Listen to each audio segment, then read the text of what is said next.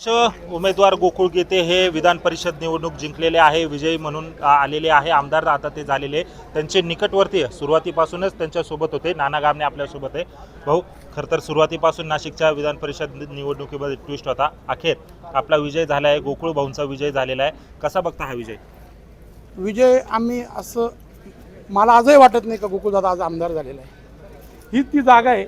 Form भरण्याच्या दिवशी आलेलो आम्ही, फॉर्म घेतला आणि फॉर्म घेतल्यानंतर माघार घेण्याची फक्त काय झालं माहिती का, हे इलेक्शन फक्त बाप काढल्यामुळं झालं आणि या बापाच्या आशीर्वादाने गोकुळ गीते आज विजय झाले.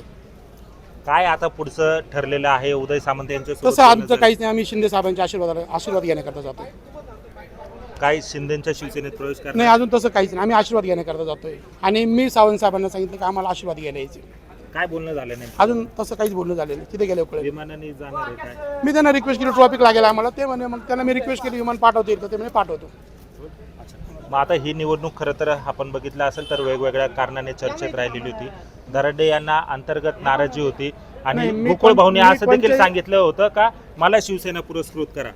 मी सांगितलं होतं ना, पण आता काय होतं, शिंदे साहेब एकनिष्ठ आहे आणि ते जे शब्द दिला त्यांनी, आमचे काका दराडे काका यांना शब्द दिलेला होता, त्याच्यामुळे त्यांनी तो शब्द पाळला.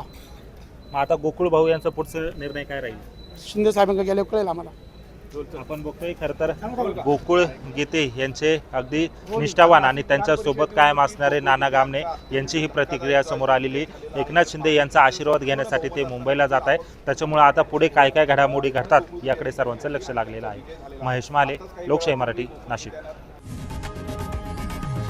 लोकशाही मराठी ऐका, पहा, जागरूक रहा.